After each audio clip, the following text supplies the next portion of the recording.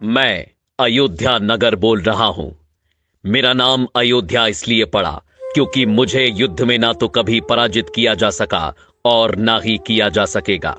वेदों में मुझे ईश्वर की नगरी कहा गया है और मेरी संपन्नता की तुलना स्वर्ग से की गई है। आदिकाल से मैं पवित्र सरयू नदी के तट पर 12 योजन लंबाई और 3 योजन चौड़ाई में बसा था। कई शताब्दियों तक मैं सूर्यवंशी राजाओं की राजधानी रहा। मेरा इतिहास हिंदू धर्म के सबसे पुराने इतिहासों में से एक है। मेरी उत्पत्ति ब्रह्मा जी के मानस पुत्र मनु से संबंधित है। मैं और मेरा सूर्यवंश मनु के पुत्र इक्ष्वाकु से प्रारंभ हुआ था। वेदों और पुराणों में मुझे अयोध्या के नाम के साथ और भी कई प्राचीन नामों से पुकारा गया है, जैसे साकेत, कौशलपुर, अवध, श्रावस्ती और अयोध्या। मेरा नाम अयोध्या यूं ही नहीं पड़ा, बल्कि इसके पीछे बहुत बड़ा धार्मिक महत्व है। स्कंद पुराण के अनुसार आ अक्षर ब्रह्मा है, या अक्षर विष्णु है तथा धा अक्षर शिव का स्वरूप है। यदि आप वेद व्यास के हाथों लिखित अथर्ववेद के पन्नों को पलटेंगे तो भारत की सबसे प्राचीन सप्तपुरियों में प्रथम स्थान पर आपको मेरा ही नाम दिखाई देगा। रामायण काल से मैं कौशल जनपद की राजधानी हुआ करता था, इसलिए मेरे आराध्य प्रभु श्री राम को कौशलपुर राजा के नाम से भी जाना गया। मैं अयोध्या बोल रहा हूं।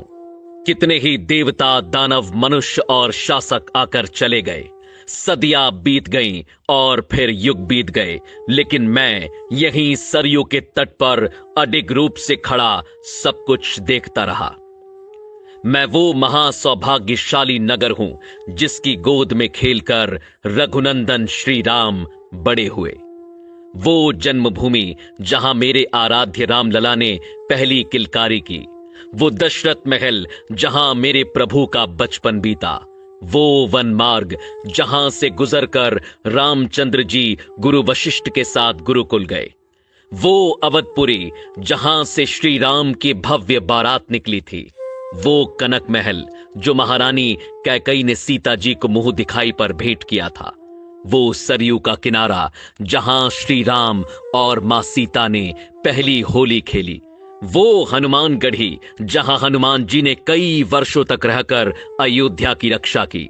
वो राम की पैड़ी जहां खड़े होकर राम लक्ष्मण ने संसार के सारे तीर्थ स्थानों के एक साथ दर्शन किए।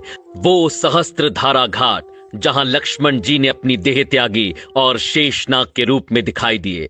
वो गुप्तार घाट जहां स्वयं मेरे प्रभु श्री राम जल समाधि लेकर बैकुंठ को लौट गए।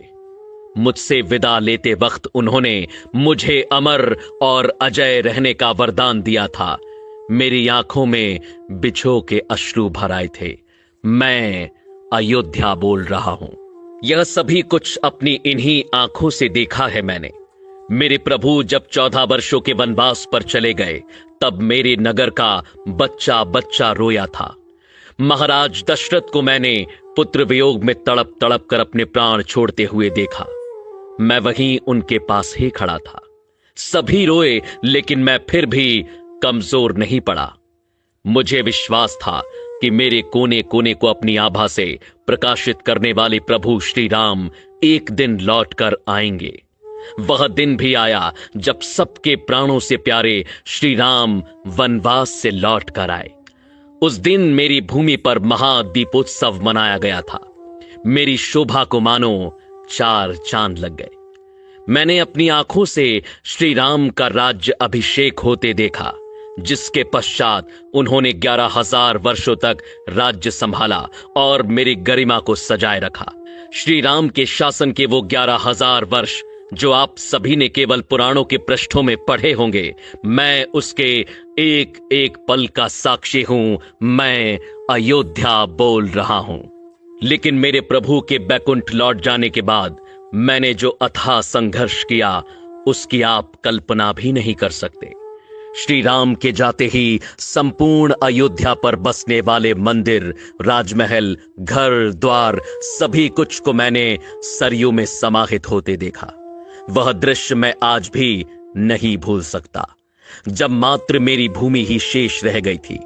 अनेकों वर्षों तक यह भूमि यूं ही रिक्त पड़ी रही और मैं प्रतीक्षा करता रहा इसे पुनः सुसज्जित करने वाले की। अनेकों वर्षों बाद यह प्रतीक्षा खत्म हुई और भगवान राम के पुत्र महाराज कुश ने अपनी युवावस्था में सर्वप्रथम अपने पिता श्री राम की पुण्य जन्मभूमि पर मंदिर का निर्माण करवाया। सूर्यवंश की अगली 44 पीढ़ियों तक यह अस्तित्व में रहा। वर्ष बीतते गए और पूरा युग बीत गया। मैंने द्वापर युग का आरंभ भी देखा और उसका अंत भी। सूर्यवंश के अंतिम राजा बृहदबल की मृत्यु महाभारत के युद्ध में अभिमन्यु के हाथों हुई और उसके बाद मैं एक बार फिर अकेला पड़ गया। कलयुग का आरंभ हुआ। समय के साथ धीरे धीरे मैं लुप्त होने लगा। मेरे अयोध्या नाम को जानने वाले सभी मुझे छोड़कर चले गए। कलयुग के आते ही मेरी फिर से अस्तित्व में आने की उम्मीद टूटने लगी।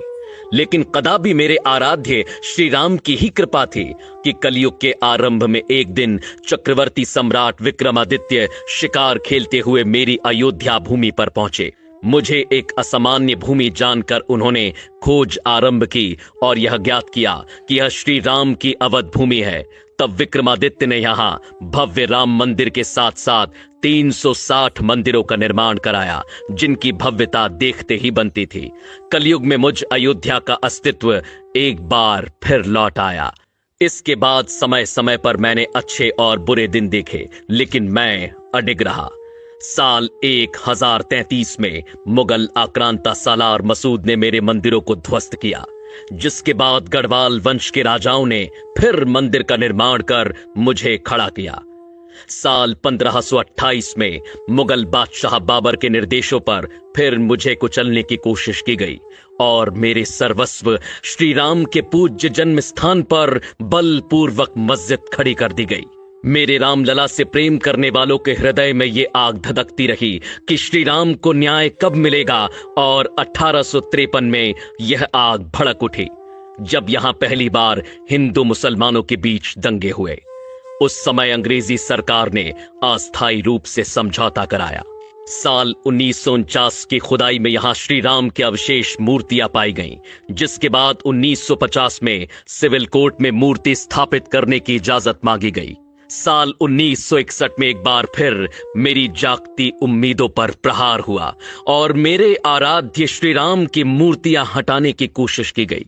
साल 1984 में विश्व हिंदू परिषद ने मंदिर निर्माण के लिए कमेटी का गठन किया और हिंदुओं को एक छोटी सी विजय के रूप में यहां अपने प्रभु श्री राम की पूजा करने की अनुमति मिली। इसी क्रम में साल 1992 में कई हिंदू संगठनों ने मिलकर मस्जिद के विवादित ढांचे को गिरा दिया, जिसके बाद देश भर में सांप्रदायिक दंगे भड़क उठे, जिसमें 2000 से ज्यादा लोगों को अपने प्राणों की आहुति देनी पड़ी। साल बीतते गए, अदालत की सुनवाई जारी रही, अर्जियां लगती रहीं, तारीखें मिलती रहीं, लड़ाई लड़ने वाले चेहरे भी बदलते गए, लेकिन इन सब के बीच मैं अयोध्या डटकर खड़ा रहा, इस उम्मीद के साथ कि यह मेरे प्रभु श्री राम की भूमि है जो कोई नहीं छीन सकता। आखिरकार बहुत लंबी प्रतीक्षा के बाद साल 2019 में इस लड़ाई में पहली विजय मिली, जिससे मेरा रोम रोम खिल उठा जब सुप्रीम कोर्ट ने मेरे प्रभु श्री राम के पक्ष में फैसला सुनाया और 2.77 एकड़ भूमि के हिस्से को मेरे रामलला के लिए लौटाया।